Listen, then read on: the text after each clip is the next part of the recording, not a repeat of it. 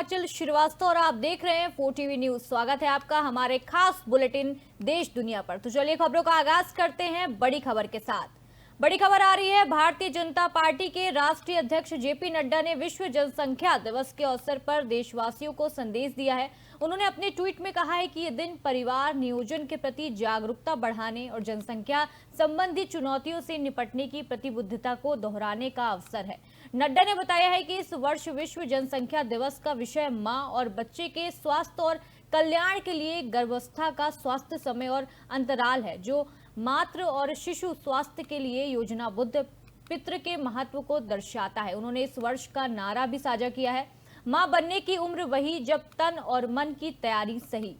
तो ये बताता है कि पितृ का फैसला शारीरिक और मानसिक तैयारियों के साथ ही होना चाहिए। नड्डा ने कहा है कि केंद्र सरकार आयुष्मान आरोग्य मंदिरों समेत सार्वजनिक स्वास्थ्य सुविधाओं के जरिए पूरे देश में जरूरी परिवार नियोजन सेवाएं उपलब्ध करा रही है। इससे परिवार सशक्त रहेगा और स्वस्थ रहेगा। भारत का निर्माण हो रहा है। भाजपा अध्यक्ष ने सभी लोगों से इस अभियान में सहयोग करने और जिम्मेदार पितृ की दिशा में जागरूक होने की अपील की है।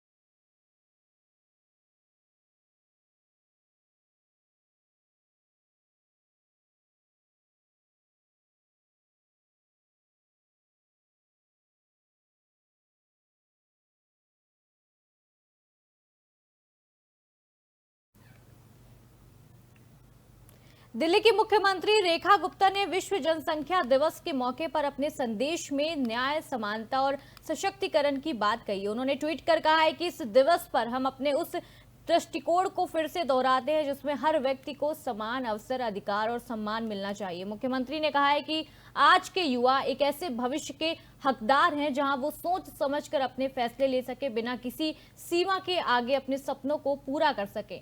उन्होंने कहा है कि इसके लिए जरूरी है कि हम समावेशी नीतियों को लागू करें, सतत विकास को बढ़ावा दें और हर उस जीवन को ऊपर उठाएं जिसकी जिम्मेदारी समाज और सरकार पर है।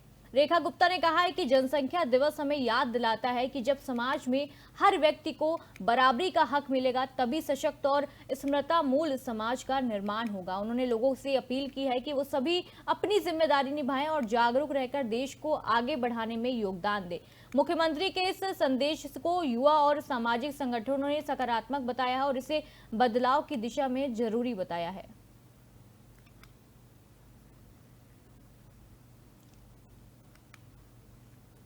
बिहार के निर्दलीय सांसद राजेश रंजन उर्फ पप्पू यादव ने एक बार फिर चुनाव आयोग पर गंभीर आरोप लगाए हैं। पप्पू यादव ने सुप्रीम कोर्ट द्वारा भारत के चुनाव आयोग को बिहार में मतदाता सूची के संशोधन में आधार कार्ड, राशन कार्ड और वोटर आईडी जैसे दस्तावेजों पर विचार करने के निर्देश के बाद तीखी प्रतिक्रिया दी है। उन्होंने ये कहा है कि चुनाव आयोग अब बीजेपी और आरएसएस की कठपुतली बनकर काम कर रहा है। पप्पू यादव ने कहा है कि देश में निष्पक्ष चुनाव कराने की जिम्मेदारी जिस संस्था पर है, वही आज सत्ताधारी पार्टी के इशारों पर काम कर रही है। उन्होंने दावा किया है कि गरीब और पिछड़े वर्ग के लोगों को मतदाता सूची से बाहर रखने की साजिश की जा रही है। पप्पू यादव ने चेतावनी दी है कि अगर गरीबों और कमजोर वर्गों के वोटर कार्ड नहीं बनवाए गए तो सड़क से लेकर संसद तक आंदोलन करेंगे। उन्होंने कहा है कि सुप्रीम कोर्ट का आदेश स्वागत योग्य है, लेकिन ये देखना होगा कि चुनाव आयोग इसे निष्पक्ष तरीके से लागू करता है या फिर सत्ता पक्ष के फायदे के लिए इसका गलत इस्तेमाल होता है। उन्होंने लोगों से जागरूक रहने की भी अपील की है।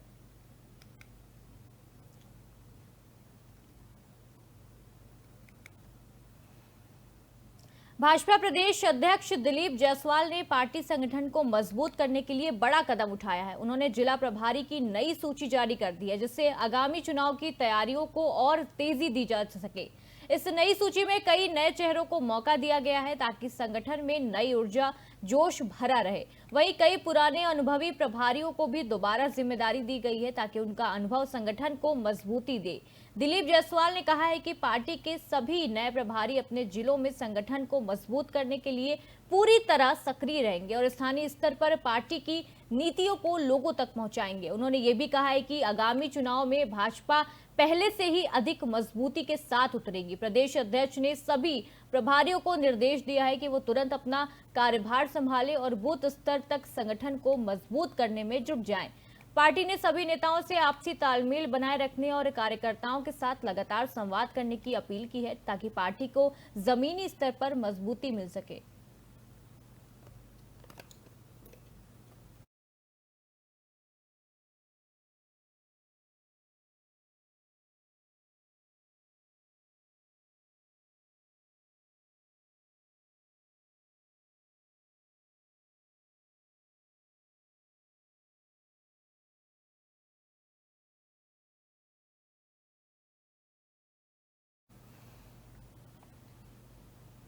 राजस्थान की उप मुख्यमंत्री दिया कुमारी ने सावन के पवित्र महीने की शुरुआत खास अंदाज में की है। सावन की पहली तारीख पर वो जयपुर के सिटी पैलेस स्थित राज राजेश्वर मंदिर पहुंची और विधिवत पूजा अर्चना की। दिया कुमारी ने भगवान शिव से राज्य की खुशहाली, सुख शांति और समृद्धि की कामना की है। मंदिर में सुबह से ही भक्तों की भीड़ लगी पड़ी थी। लोगों ने उप मुख्यमंत्री के साथ मंदिर परिसर में भगवान शिव का जलाभिषेक किया और मंत्र का उच्चारण भी किया। दिया कुमारी ने पूजा के बाद लोगों से मुलाकात की और उन्हें सावन के पहले सोमवार की शुभकामनाएं दी। मंदिर प्रशासन ने सुरक्षा और श्रद्धालुओं की सुविधाओं का पूरा ध्यान रखा। मंदिर में आने वाले श्रद्धालु के लिए प्रसाद और जल की भी व्यवस्था की गई। दिया कुमारी ने कहा है कि सावन का महीना भगवान शिव को बहुत ही ज्यादा प्रिय है और इस महीने में पूजा अर्चना करने से परिवार में सुख समृद्धि बनी रहती है। उन्होंने लोगों से अपील की है कि सभी सावन में शिवलिंग पर जल चढ़ाकर प्रदेश और परिवार की खुशहाली की कामना करें।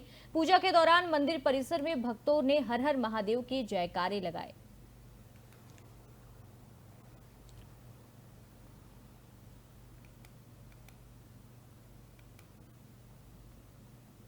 बिहार के भागलपुर रेलवे स्टेशन पर एक उत्पाद योजना के तहत एक खास स्टॉल लगाया गया है। यह स्टॉल स्थानीय स्तर पर बने हथकरघा कपड़ों को बढ़ावा देगा। प्रधानमंत्री नरेंद्र मोदी ने 2022 में इस योजना की शुरुआत की थी ताकि हर रेलवे स्टेशन पर किसी एक खास स्थानीय उत्पाद को बढ़ावा दिया जा सके।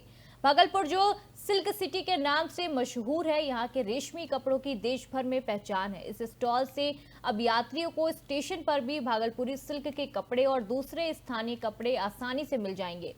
यात्री ने खुद खरीदारी कर सकेंगे, बल्कि चाहे तो सामान स्टेशन से ही खरीद कर भेज पाएंगे। इससे स्थानीय बुनवारों और हथकरघा उद्योग को नई ताकत मिलेगी। इस योजना से स्थानीय लोगों को रोजगार के नए अवसर मिलेंगे और भागलपुर की पहचान देश भर में और भी ज्यादा मजबूत होगी। रेलवे अधिकारियों ने बताया है कि इस स्टॉल पर उचित दामों में गुणवत्तापूर्ण सामान मिलेगा ताकि यात्रियों को सीधे फायदा हो। स्थानीय लोगों ने भी इस पहल का स्वागत किया है और उम्मीद जताई है कि इससे छोटे कारीगरों को बड़ा लाभ मिलेगा।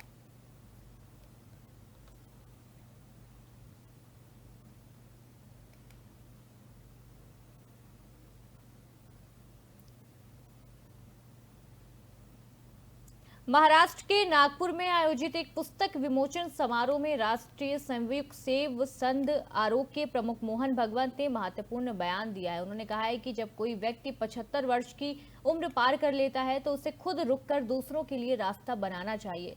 उसके लिए बयान को वरिष्ठ नेताओं और समाज में उम्र दराज जिम्मेदारियों को लेकर खास संदेश रूप में देखा जा रहा है। समारोह में बड़ी संख्या में आरएसएस कार्यकर्ता और स्थानीय लोग मौजूद थे। मोहन भागवत ने कहा है कि संबोधन में कहा है कि उम्र के साथ साथ जिम्मेदारियां भी बदलती रहती हैं और जब कोई वरिष्ठ हो जाता है तो उसे नई पीढ़ी को अवसर देना चाहिए ताकि संगठन और समाज में नया विचार और ऊर्जा आ सके। उन्होंने युवाओं को आगे आने और नेतृत्व संभालने की बात कही है। भगवत ने कहा है कि समाज को हमेशा बदलाव के लिए तैयार रहना चाहिए और अनुभव को नई सोच के साथ जोड़कर आगे बढ़ना चाहिए। उनका ये बयान राजनीतिक गलियारों में भी कई मायने में देखा जा रहा है। समारोह में वक्ताओं ने भगवत को विचारों की सराहना की है।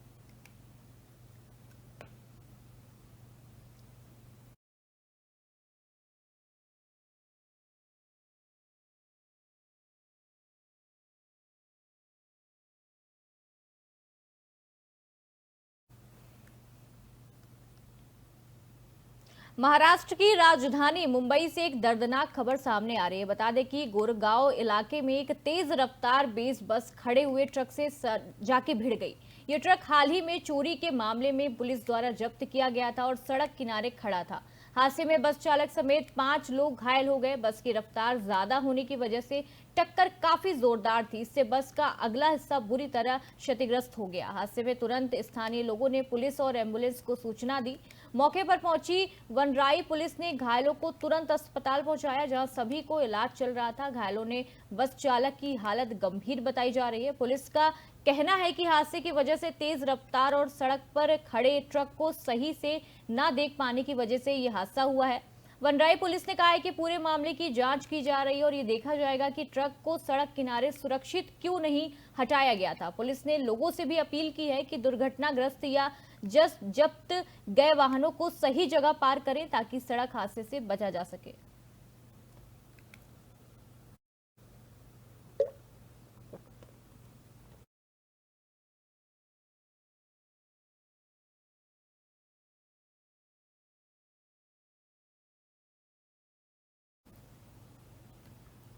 बिहार की राजधानी पटना से बड़ी खबर सामने आई है। पटना स्थित बिहार वेटरनरी कॉलेज के मेडिकल छात्रों ने कैंपस में हुई मारपीट और गोलाबारी की घटना के विरोध में अनिश्चितकालीन हड़ताल शुरू कर दी है। छात्रों ने आरोप लगाया है कि कल शाम कुछ स्थानीय लोग कैंपस में घुस आए और छात्रों के साथ झगड़ा कर मारपीट की। इसी दौरान फायरिंग भी हुई, जिससे एक छात्र को गोली लग गई और वो घायल हो गया।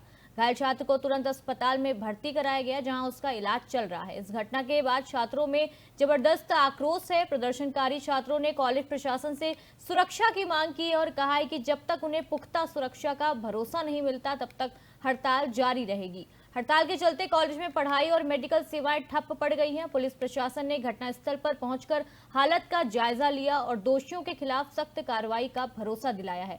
हालांकि छात्रों ने कहा है कि जब तक कैंपस में सुरक्षा के पुख्ता इंतजाम नहीं होंगे वो वापस क्लास नहीं जाएंगे। कॉलेज के प्रशासन ने छात्रों से शांति बनाए रखने की भी अपील की है।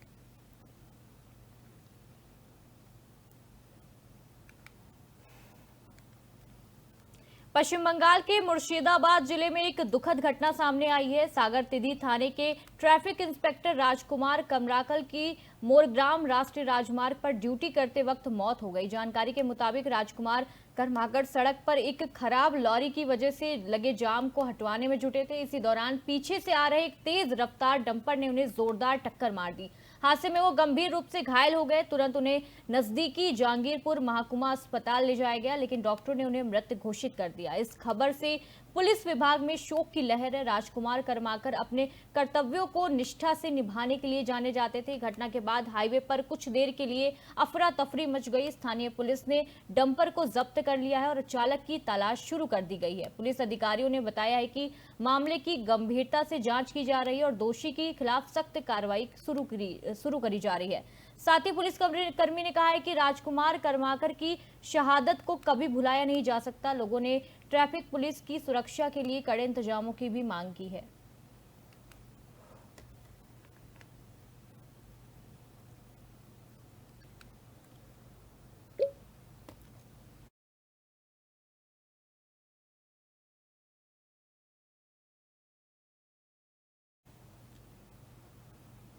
हरियाणा के गुरुग्राम से एक दिल दहला देने वाली घटना सामने आई है। राष्ट्रीय स्तर की टेनिस खिलाड़ी राधिका यादव की उनके ही पिता दीपक यादव ने गोली मारकर हत्या कर दी। जानकारी के मुताबिक दीपक यादव ने राधिका पर 3 गोलियां चलाई। गोली लगने के बाद राधिका को गंभीर हालत में तुरंत अस्पताल ले जाया गया, लेकिन डॉक्टरों ने उन्हें बचा नहीं सके और मृत घोषित कर दिया। पुलिस को सूचना मिलते ही घटनास्थल पर पहुंचकर आरोपी पिता दीपक यादव को मौके से गिरफ्तार कर लिया गया। हत्या में इस्तेमाल किया गया हथियार भी पुलिस ने बरामद कर लिया है। अभी तक हत्या के पीछे की वजह पारिवारिक विवाद मानी जा रही है। हालांकि पुलिस पूरे मामले की गहराई से जांच कर रही है।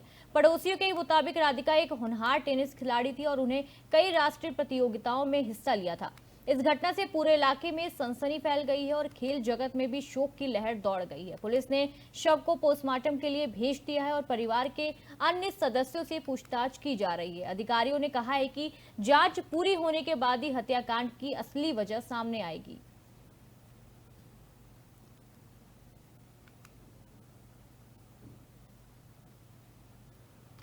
असम में लगातार बारिश के कारण कई जिलों में बाढ़ ने हालात बिगाड़ दिए हैं। खासकर गोलाघाट जिले में बाढ़ का असर ज्यादा देखा जा रहा है। जिला आयुक्त के मुताबिक अब तक करीब 23,000 लोग बाढ़ से प्रभावित हुए हैं। गांव और खेतों में पानी भरने से लोगों का घर से निकलना मुश्किल हो गया है। कई जगह रास्ते और सड़कें पूरी तरह पानी में डूब गई हैं। प्रशासन ने तुरंत राहत और बचाव कार्य शुरू कर दिया है। एनडीआरएफ और एसडीआरएफ की टीमें लगातार प्रभावित इलाकों में काम कर रही हैं। लोगों को सुरक्षित जगहों पर पहुंचाया जा रहा है। राहत शिविरों में खाने पीने की व्यवस्था की गई है। प्रशासन ने लोगों से अपील की है कि बाढ़ग्रस्त इलाकों में ना जाएं और प्रशासन का सहयोग करें। कई स्कूलों और पंचायत भवनों को राहत शिविर में बदल दिया गया है। लोगों को सुरक्षित रक्षा किया जा रहा है और बच्चों और बुजुर्गों को सुरक्षित स्थानों पर पहुंचाया जा रहा है। प्रशासन ने कहा है कि अगर बारिश इसी तरह जारी रही तो हालात बिगड़ सकते हैं, इसलिए सभी विभाग अलर्ट पर हैं और जरूरतमंदों को हर संभव मदद दी जा रही है।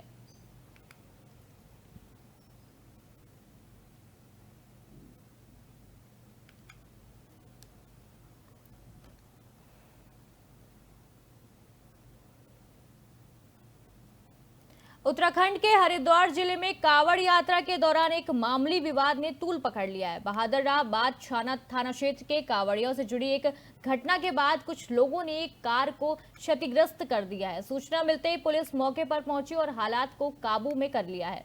पुलिस ने इस मामले में त्वरित कार्रवाई करते हुए 3 आरोपियों को गिरफ्तार कर लिया है। बताया जा रहा है कि मामूली कहासुनी के बाद आरोपियों ने गुस्से में कार को नुकसान पहुंचाया। कांवड़ यात्रा के चलते पूरे इलाके में भारी भीड़ रहती है और ऐसे में पुलिस ने सतर्कता बढ़ा दी है ताकि किसी भी तरह की अप्रिय घटना को रोका जा सके। बहादुराबाद थाना प्रभारी ने कहा है कि गिरफ्तार लोगों से पूछताछ की जा रही है और मामले में सख्त कार्रवाई होगी। पुलिस ने लोगों से भी अपील की है कि वो शांति बनाए रखें और कानून हाथ में ना लें। क्षतिग्रस्त कार को पुलिस ने कब्जे में लेकर मामले की जांच शुरू कर दी है। कांवड़ यात्रा को देखते हुए इलाके में अतिरिक्त पुलिस बल की तैनाती भी की गई है ताकि यात्रा शांतिपूर्ण तरीके से संपन्न कराई जाए।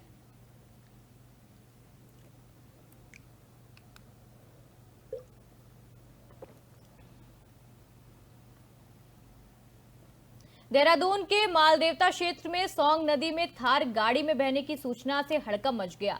बीते रोज टिहरी गढ़वाल जिले के कुमला लटा क्षेत्र में नदी किनारे खड़ी थार का अचानक बड़े जलस्तर और तेज बहाव की चपेट में आ गई। कार बहते हुए नदी में एक बड़े पत्थर से जा टकराई जिससे बड़ा हादसा टल गया है। घटना की सूचना मिलते ही मालदेवता ने पुलिस टीम मौके पर पहुंची और राहत एवं बचाव अभियान शुरू कर दिया गया है। पानी के तेज बहाव में फंसी थार को बाहर निकालने के लिए जेसीबी और क्रेन की मदद ली गई। पुलिस टीम ने सावधानीपूर्ण गाड़ी को नदी से बाहर निकाला और उन्हें सुरक्षित वाहन स्वामी को सुपुर्द कर दिया गया। इस दौरान मौके पर बड़ी संख्या में स्थानीय लोग भी मौजूद रहे। पुलिस ने लोगों से अपील की है कि बरसात के मौसम में नदी नालों के किनारे गाड़ियों को खड़ा ना करें और जलस्तर बढ़ने की स्थिति में सतर्कता बरतें। प्रशासन ने भी ऐसे इलाकों में निगरानी बढ़ा दी है ताकि भविष्य में इस तरह की घटनाओं से बचा जा सके। स्थानीय लोगों ने पुलिस के तत्पर प्रयास की सराहना की है।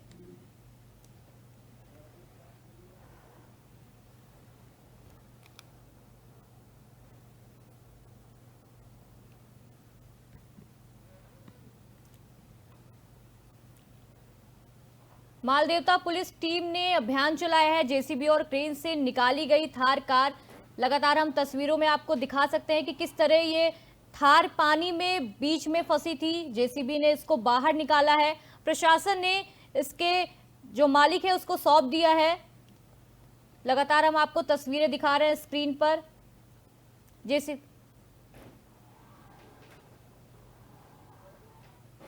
इतना तेज बहाव आप लगातार देख सकते हैं कि नदी का इतना तेज बहाव है कि एक थार भी बह गई है।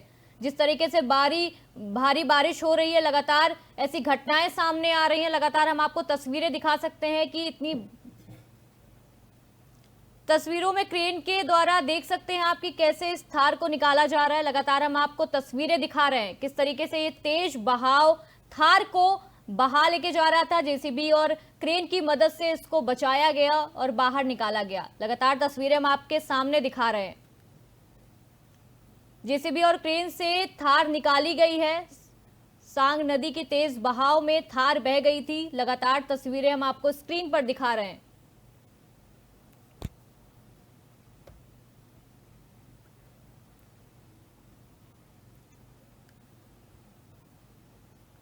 बारिश ने लोगों की परेशानियां बढ़ा दी हैं। पहाड़ी इलाकों में भारी बारिश के चलते कर्णप्रयाग नैनीसैण मोटरमार्ग ITI के पास पूरी तरह बंद कर दिए गए हैं। हालत यह है कि पिछले 8 दिनों में सड़क पर बड़े वाहन बिल्कुल नहीं चल पा रहे हैं, जबकि दुपहिया वाहन चालक जान जोखिम में डालकर उफनते पानी में मलबे के बीच से गुजर रहे हैं।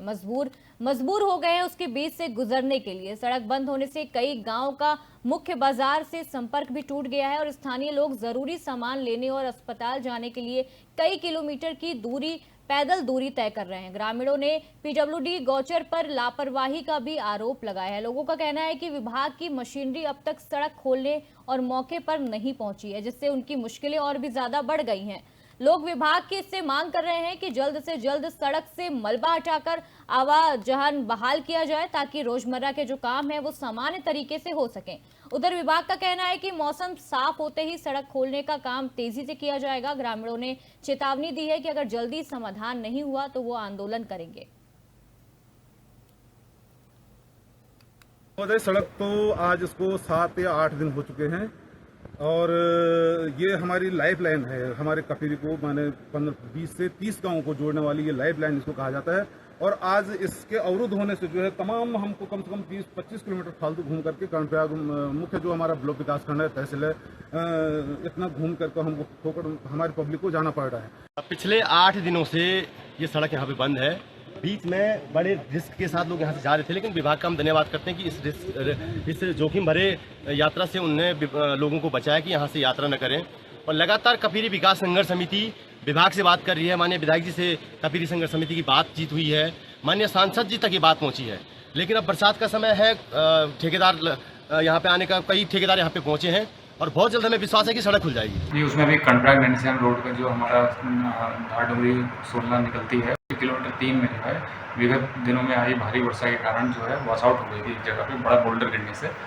तो उस बोल्डर को बोल्डर तो हमने तत्काल हटा ही दिया था, लेकिन सड़क सुचारू नहीं हो पा रही थी वहाँ पे, क्योंकि वहाँ पे हमने 1-2 बार जब ठेकेदार के माध्यम से उनको भेजा, वहाँ पे लेबर और मिस्त्री वगैरह गए वहाँ, तो उन्होंने अपने खतरे को देखते हुए कि यहाँ और भी चट्टानें जो हैं इस तरह से रुकी हुई हैं जो कभी भी गिर सकती हैं, तो उसके मद्देनज़र वो जो है कार्य शुरू नहीं हो पा रहा था। आज जो है सुबह हमने 10:30 पौने 11 के आसपास जो है हमारा काम वहाँ शुरू हो गया, मशीन लग गई है। हम वहाँ कुछ बैक कटिंग करके और जो है दीवार का वहाँ निर्माण करके जल्द से जल्द जो है सड़क तो ये थी देश दुनिया की तमाम बड़ी खबरों का सिलसिला ऐसे ही जारी रहेगा। आप देखते रहिए 4TV न्यूज़। नमस्कार।